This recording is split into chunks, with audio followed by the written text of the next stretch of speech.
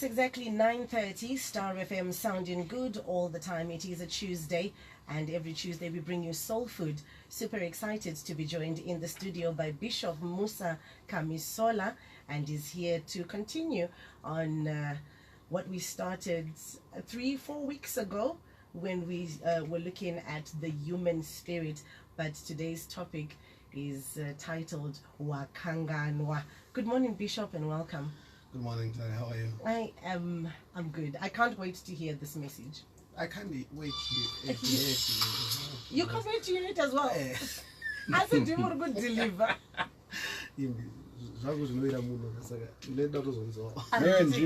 I love it. All the seven. Dara. It's good to see you. Good to see you too. And I want to put on some motion. That's exactly. Karate can go poya. I don't know what. Amen. Okay, Natenda Mari. This came one morning. This past week. So I woke up and the landing stresses lady. Okay. I was just looking around me. You know, I had no money on me. I didn't know what I was going to have for breakfast. So ndakabuda ndikapinda mu kitchen ndikaona munya wangu ndanga ndakasiya zuno the previous day. So ndakatora munya wetu akaisa mu oven. So ndobva mu kitchen me mapindwa ne mnina wangu Evangelist Timothy. So akangoona face yangu zvanga yakaita.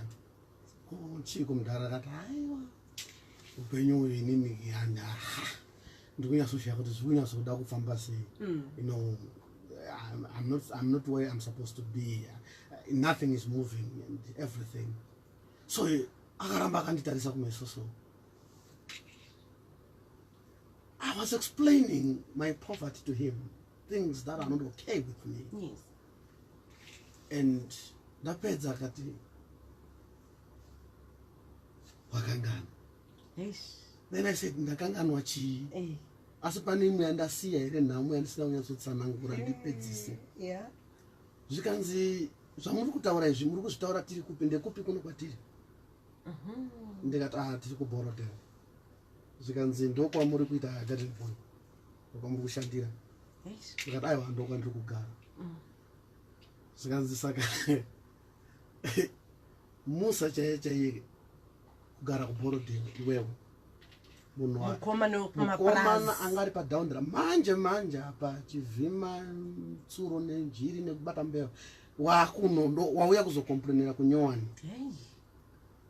Ukazvitarisisa nekwaunobva une size yekugara kunei mune hama already kana tsano vakambogarira kuno vakarora sisi venyu nevairorana sisi venyu chaivo vanga vari veikoko wakukomplaina vakapaka mota panze. Ndokukanganwa kawo. So when that pakatanga kutaura izvozvo ndakatya. I started looking around me. Ndikaona kuti sure ndakangana. He reminded me that ndikuzere timakambogara kudomboshawa one day and you were supposed to go and preach somewhere, but mari yekubvisa kudomboshawa kuti mupinde mutown muzotorwa nemota dzainofanira kukuendesa kwamunoparidza manga musina dhora and you had to call me to come and pick you kudomboshawa. Mazuva ayo kwangu sina zvekutumirana mari pamafoni. I think that was around 2010, 2011. So I had to get a text to come and get you. Mashaiwa dhora. Ndikabva ndazoti chokwadi. Ndobva ndarangarirawo kuti pane gore ripi, that's 2006, ndakachova basketball kubva muGreendale kusupport unit kwaigara mukoma wangu. Right. Ndakachova basketball kunobata kumusha. Zvekuti vaindiona vaifunga ndikuda kusvika padhuza vane pandikuda kusvika. Nditori negwendo gwekumusha. Ndekupi kumusha? kuDarrendale. Aish. Akomana. So ndakanosvika ndikabata Darrendale, ndikazorora one night, then the next ndokubva ndachovha futi basketball kunopinda nemunotoni ndikadarika kwazvimba ndikanobuda kwamurombedzi kunotora chitupa.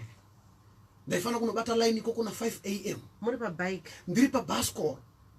Ndikasvika ikoko ndikatora chitupa. 12 o'clock ndandapedzegwa ikoko ndokuchovha futi basketball. Unochovha basketball kusvika wariburuka. Watanga kungurutsa vanhu vobvunza tirafa here kuti harina ndaneta. nhasi You want to complain. wakangano ndokubva ndaona Mwari vachitaura neIsrael kuna Deuteronomy chapter number 8 from verse number 10 inotaura ichiti kunyika yamuri kuenda inoyerera uchi nemukaka, kune zvose zvamunoda, muri kunogara imba dzamusina kuvaka, muri kunosvikira minda yakatoibvisa kare ngekini zvirimwa, muri kunosvika kunokohwa zvamusina kurima. But muchenjeri kuti kana madya mukaguta, matura enyu akazara chikafu, mombe dzenyu dzikazara nemukaka, muchakanganwa Jehovha. Uyo akakubvisai kuIjipiti. Mashoko iwaya ukamateerera unonobuda kuna Revelation. Jehovah achima repeat occasionally. Aigara achiti akagara or reminder Israel kwayakava lest they forget. There are times we are overwhelmed by situations. Come on. But your human spirit basarayo ndikuti chese chauya mu life yako chinoshayiswa value, unotanga kuchiona sechisina basa. Mota ya uri kudriver nayo waiti ukaiona so wainzwa kuti Jehovah ipewo makomo ayo. But the moment yawakange wanayo auchatoona sekunge une chino, ziso rako ratobva nenguva yekuappreciate hauna something else. Ukachishaiwa something else ichocho, matauriro ako ndiye munhu akazvarwa ari palevel yauri zvekuti Mwari hasara tombotanga newe. We are not saying people should not aspire to go to the next level, but you're aspiring ngaisaita sekunge hakuna zvimwe zvakambenge zvaitwa naMwari zvikakushamisa.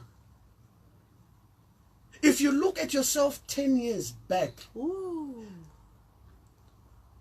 enda unovhura mupikicha. Yay. Waifungawo here kuti uchazoita foni yekuguma Yay. Foni chaya hatidi kutaura zvimwe zvekwavawa izvo hatidi kutaura zvimwe. Bishop, sei uchikanganwa kusvika palevel iyoyo. I like the response that is already coming through on WhatsApp. Anzina Gamu in Avondale. Bishop, thank you so much for reminding me. Ndanganda kanganwa zveshua. Ndatobatikana kudhara nenyaya iyi.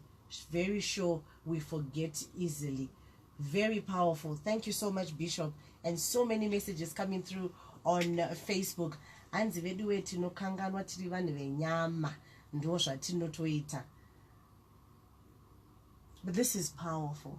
Okay. Munhu akaponeswa na Kristu hasi munhu wenyama. Munhu akaponeswa na Kristu munhu wemweya. Nekuti icho chakaberekwa naMwari mweya. Tiri muhovhorosi inonzi nyama. And basa rako ndiri kumeka sure kuti nyama dominated the spirit. I remember in 2002 when things were not okay.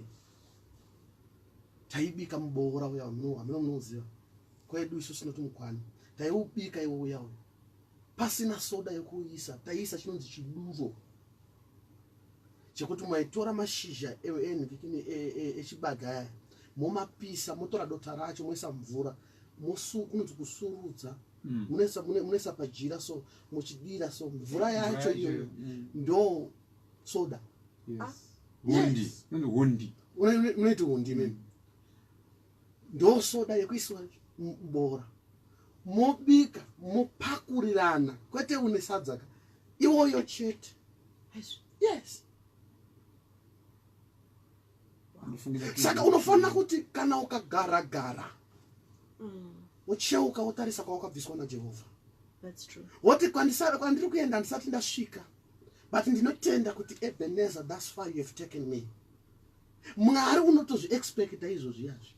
Kuti ukagara or reflect where you are coming from. My mother told me kuti when I was weaned, ndichibviswa panhingikini, ndokunonzi kuwina nditi. Amen. Pandakabviswa pampazamu, ndakarumurwa nederere nekuti panga pasina hupfu. Hanzi mwana mucheche, hapana chekuti tingamupe, bikirei derere. Kwete derere munda. Kune rinonzi gezanjanji, remusango riyari vamwe vanoriti feso. Raishandiswa navamwe vaitamburawo sezvandaita ini, vaitora feso vachino vachidzura kuti vawachise hembe dzaichena kuti mburetete isusu takutoisa musoro for hair growth. for hair growth. Isusu iroro ndo randakarumurwa naro kuti ndibve pamukaka. Saka ndiri kukomplaina ndiine munya uri muovheni. Ovheni ndo ipi zviya kuvanhu vokwanaka mizo ovheni iyo kungoti ovheni. Ambuya wangu akamuka kumakonda kuzoti chii ichocho chinonzi ovheni. Saka unofanira kuti every time when you are about to complain, because pane nguva dzinotaura dzino you are overwhelmed, unotanga kuona everything chisiri kufamba, woona sekunge Mwari haana kana basa newe. Mweya wako ngaukudzorere. Handidi kuti uende kurestereke enda 5 years 10 years back, unocheka kuti ndini here shuwa inini mwana wakamadondo ndinotaura pamhepo Zimbabwe ichindiziva kuti ndadiniko. Ndini here taro akakurira mugweru umu ari kuyemurwa navanhu. Ndini here musandotaura neZimbabwe bosi kutaura kuna zviro kuti ndini ndega mufundisi anoziva steri. Kune vanoziva kuti darika vasingatozii kamwe kuti vari kupi izvozvo izvo. Saka ndisati ndapopota ndofanira kutanga ndarangarira pandava pandaiswa naMwari. Mwari unosvotwa. Let me tell you something. Kukangana kwandiri kutaura kunowanika zvakare even mumafamilies. Okay. Sisi vako usingachataudzani nawo wakanganwa ndo vaikuendesa kuchikoro. Chokwadi. Wakanganwa here kuti ndo vakabhadhara examination fees. Now nekuti havana kuwirirana nechoice yako yemukomana uri kudanana naye vatova munhu asingafarire progress yako. Are you sure?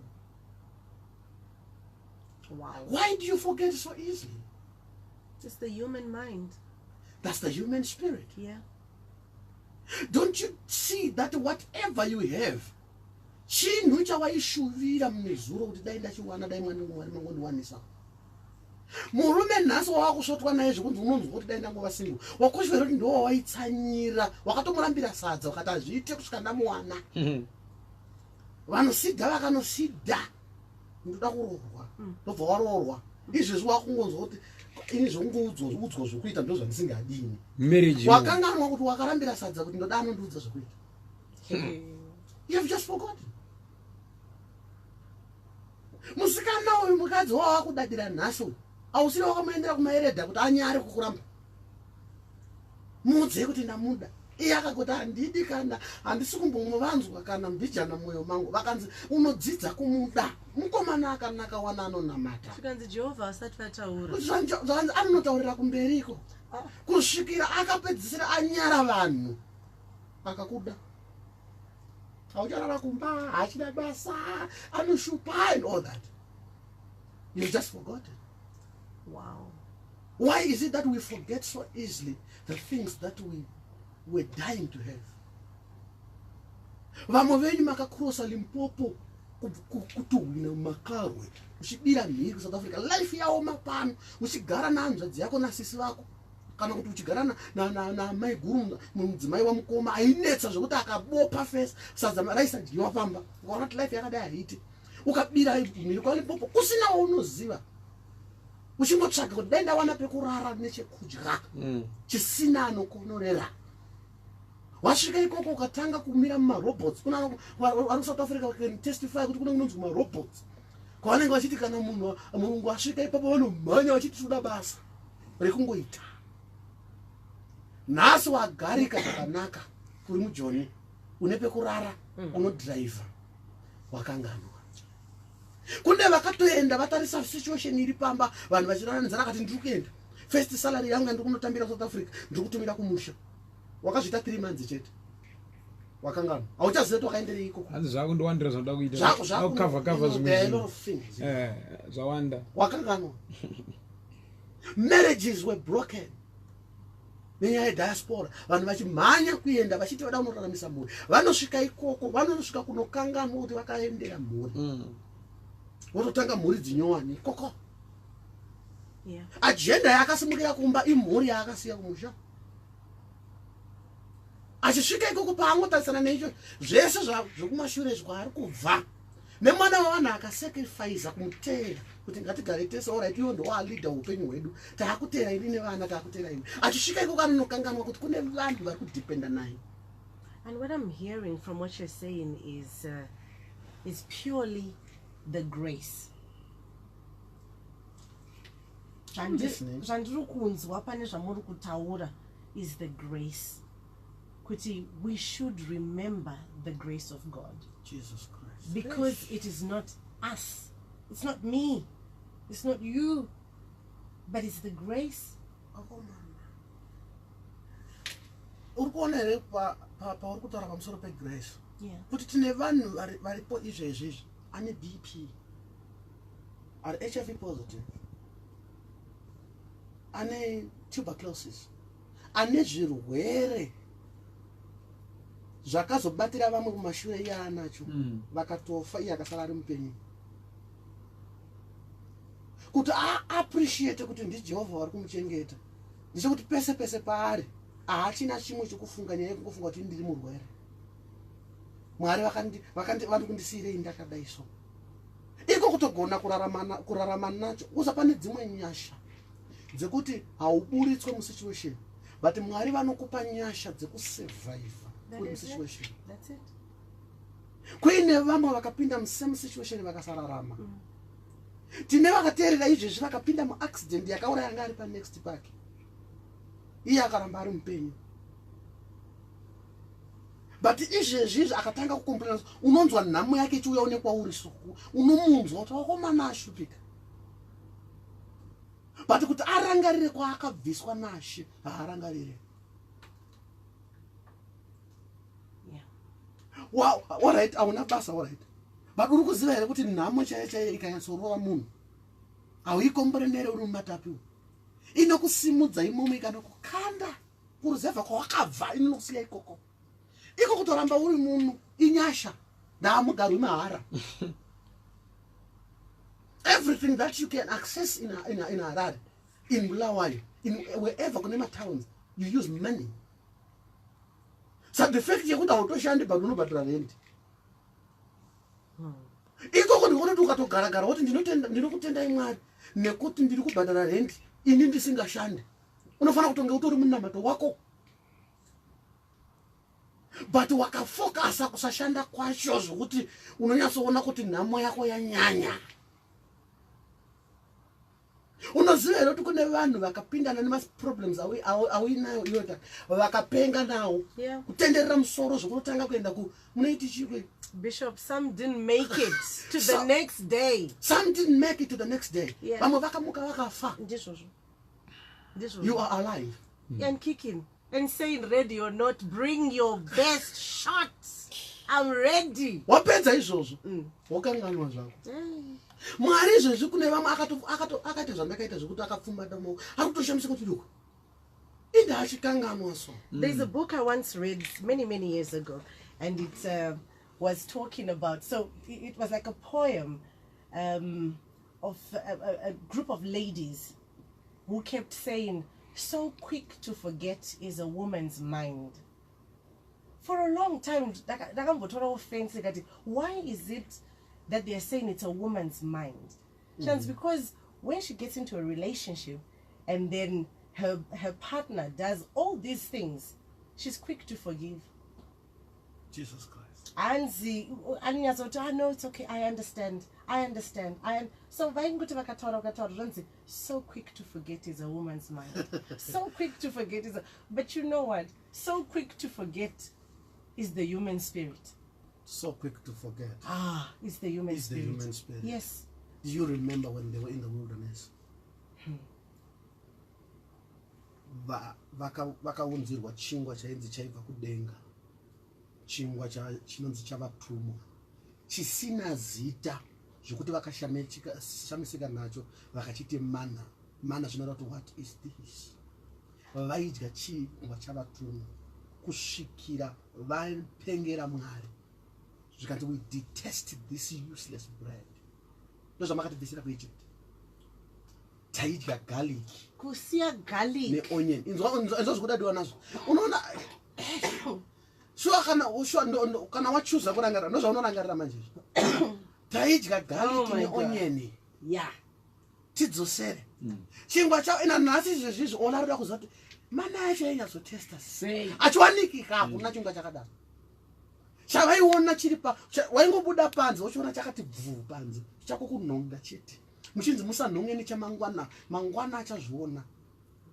Jehovha akavabvisira zvihuta kubva mumvura vakadya, still they forgot. Vaichemera toda kudzokera oppression. Ukanoverenga oppression in Egyptian, aingo takataura Egyptian type of slavery. Imagine kuti vanhu vakadaro vatesta freedom for the first time. Vanosvikira kudzoka kuslavery. Chifunga iwo wacho akavabvisa kuti anonzwa sei. Kwai toda makuva toda kunovigana zvakanaka. Zvakanaka kwete kuigwa murenje. Ah yey. Yey. So you see, sure nhasi vanhu ngatiti ndagura. David paakatora mudzimai waUria, muprofita pakaya akamuti akatanga kumuudza kuti Jehovha akakubvisa kumakwai, akamurimainda zvaanga amboviri. David wakanganwa kare wakazorora mambo, wakanganwa kuti uri mwanakomana waJese, wakanganwa kuti basa rako ndanga riri kugara kumakwai uchipfura shiri nerekeni, wakanganwa. Jehovha akakubvisa ipapo akakuita mambo waIsraeri, zvokuti dai wanga uchida mumwe mukadzi aisakupa here. Sei wasarudza kukanganwa?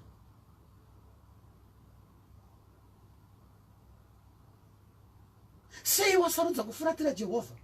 So uri kuona here kuti every time when you are forgetting what God did for you, zvinorwadza Mwari. Angashaya hake wekutuma kuzokuudza kuti inda uchikanganwa so. Ndosaka anditumawo nhasi mangwanani kuti ndikuudze kuti wakanganwa Musa, wakanganwa. Remember where you are coming from. Une chikoro here iwewe. Kuzenge wakuteererwa nevakadzidza iwe usina. Aufunga kuti inyasha. He qualifies the unqualified. He qualifies the unqualified.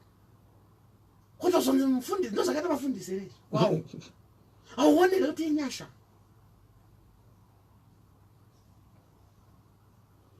Even my secrets ezvisingazikani ezvawakabhendesa Jehovha akazviviga. Aukanganwa kuti Mwari akaonivharira nyaya dzangu. Mwari akafunga kukuexposa. Unokuswera wega. Ashu. Kana bhazi ukapinda vanhu vangatoburuka kuti enda wega. Hatidi kufamba nemunhu akadai. Iko kungoti Mwari akanyarara nhau dzako. Because vamwe vacho vari kutoremekedzwa nhasi vanofanira vari mutirongo. Mwari wakatendera kuti vanhu vasazive zvaari kuita. Ngaakanganirwe. Akakanganwa nyaya dzikakanganika, but basa rako ndiri kukomplaina zvisiri kuitwa naMwari. Ko zvimwe zvaasiri kuita zvokukuexposa. I like that about God. How he conceals a matter. Yes. How he covers and he hides evidence. Peter even hiding them from prophets. Mutopinda chechi yemuprofita sterek. But you conceal anosvika a paunofaka matter. kutarise hana kuti nyadzi watonzi ndiri kuona uchienda kure. Z. Wakanganwa. Wotofunga kuti haone. Nyamba Mwari amurambidza kuitira kuti urambe uchiswereka newe, kuti urambe uchinzi makadii zvenyu. Every person has got a dark past. That is true. Isingazikane kunyange the next person ari paside pake. Isingazikane ne best friend yaanoshana everything. Izvo zvaana kutaura. naJehovha haana kutaurawo futi. Pakati inini newe tanyarara. Yes. Pane dzimwe nguva mudzimai wako paanopinda muprayer zvokuti wegona kuti akuzochiudzwa mari kwakuenda akunoudzwa otonadzoka achitoti tinotenda Mwari tete mangwana tida kuti tizokuta ana kuzviona. Ndapona. Jehovha anoswera navamwe vanhu vari around you haavaudzi nyaya dzavo. You're speaking to someone. But iwewe dzevanhu haikona ikasvika kwauri hazvichatombonidha mamwe mapepa nawo iwewe unogona kufambisa gosipiro rikasvika rikazara zimbabwe yose. Uri kukanganwa kuti kuna akanyarara nyaya dzako. Uri bosi pabasa wakanganwa. Bishop, the way you are treating people handiyo here yaikurwadzawo usati wasupervise. sei uchikanganwa kusvika ipapo. Why is it maboss type yedu isusu tinofunga kuti kurwadzisa zvinhu kuvanhu ndiko kuti unzi uri boss? Subordinate ikagona basa wamotaura kuti thank you wagona, kutsonyarara kwako ndokuti tatoziva kuti agona. Ndapese paunovhura muromo une chauri kuripiuka. Ndinotozoshamiswa nevamwe mabosses kana akutaura pafuneral pamusoro pesubordinate, ndopaanotaura kuti rainga riri gamba taiti tikamupa basa waizadzisa zvekuti gwanza rasara iri hakuna unogona kufika, zvekuti nevamwe masubordinate aigona kudaro ari mupenyu, hakuna akamuudza izvozvo. Zviri kuudzwa hama dzabva kudotito kuzochema dzisina zvadzinogona kuita pamusoro pazvazvo. Wakanga anoti pawanga uri subordinate waishuvirawo the same thing. Wainzwa kuti maranirwo ari kuitwa zvinhu pakampani ina hazvisi right, but pawakasvika ipapo wakasvika kuvanokanganwa ukava iwewe in oppression to your fellow friends. Ndinofarira David one day akazofunga akati pane here akasara kudzinza raSauro wandingaitire nyasha nekuda kwaJonathan. Agara pathrone akarangarira kuti ndive pano kune murume akavhika miseve yababa vake yaida kuya kwandiri. Pane musi Jonathan paakarwira David, baba vakatora pfumo vaida kunamatidza Jonathan kumadziro kuti why did you let the son of Jesse to escape? Jonathan wakaisa life yake parisk nekuda kwaDavid. Now zita riri kuimbwa ndera David, but David anoziva kuti riimbwe kuna Jonah. There was someone. Do you know kuti David muhondo pane musi waifanira kuurawa nemukoma waGoliath? Maizara kuti Goliath angane makombi pamagiants angane zvigunwe 666 each side. He was about to be slain. There is a servant who came to his rescue and killed the giant. But today when we are speaking about warriors, we speak about David. But there's someone. But with David aramba ari mupenyu kuna someone akamseva. Yeah. Kuti uzonge wasvika pano pana someone akamira newe sei uchikanganwa. Kune vamwe vasingatombokuremind kuti wakanganwa kwandakakubvisa, vanenge vakangokutarisa so vachitoshamisika. So what should we do? What should we constantly do? We are training the human spirit. Okay. Kuti no matter what's on the ground, dzidzisa mweya wako kupota uchitarisa kumashure. Kwakabva David wakazotarisa kumashure akaona kuti kune mukomana anonzi Mephibosheth. Vamwe vakatarisa kanzi akaremara zvakanzi kuremara kundokuita ngauye kuno. Mephibosheth akasvika akati naimi chiko ndiri imbwa yakafa munondidii zvikanzi basa rako ndakupinza basa nhasi ndiri kugara patafura uchidya mari yangu. Everything is at your disposal nekuda kwezvakaitwa, which means kunotori neshamwari dzakamira newe kuti usimuke, dzakakutambira kuno kuHarare kwanga kusina hama dzako. Amen. Ukasvika ukatotanga ushanda after 2 months ukatenga tupoto adzimai vake vakakupa tumwe tumaplates kuchienda. Izvezvi wa munhu mukuru wakambosvikako kana uchatsikiko auchatsikiko kwakutosemesa kusvika kuyona. Dzidzawo kurangarira vanhu vakadaro. Even usina chingwa zvisa chimotokari chako ichocho chine matama ichocho padhoo wasvika waswera nawo uchidya mhambire dzavo nawo uchingovaudza kuti handina kukukangana. I remember kwamakandibvisa. I remember zvamakandiitira. There's a guy anonzi Noel Dube akatanga kundipinza basa muno muHarare ndisina chitupa ndikatanga kushanda. I should not forget that. Shout out to you, Noel. Wakuti ukasangana kuti hi. Hey. Ukamuona uchidriver so unonyepera for you speak in English. Speak in English. Musa. Endawo chikangamo. Saka ngatidzidzisei our human spirit. Let's train them to remember where we are coming from. God expects us to remember. There are times you need to go into the prayer room and begin to pray and say, God, ndikafunga kwamakandibvisa. Ndinohomerwa ndinonzwa kupera misodzi yako igwerera uchingofunga kwawakabva chete derere riya kuchovha bhasikoro kuya. Woti nawo kwandava kunoko ndinorangarira everything that you have done for me. Zvokuti kana wazoenda pamberi pamwari wako kumbira zvinyowani anoziva munhu waari kupa kuti anorangarira. I rest my case. Ooh, Bishop, this has been food for the soul. Amen. Thank you so much. Thank you, thank you, thank you. And for those that are asking for Bishop Musa's contact details, we are posting them on our social media handles. That's The Breeze Facebook page, 4 separate words, The Breeze, Star FM, and also on Star FM Zimbabwe. It's a wrap on Soul Food. Back next week, Tuesday, 9:30 to 10 o'clock. Make sure to join us.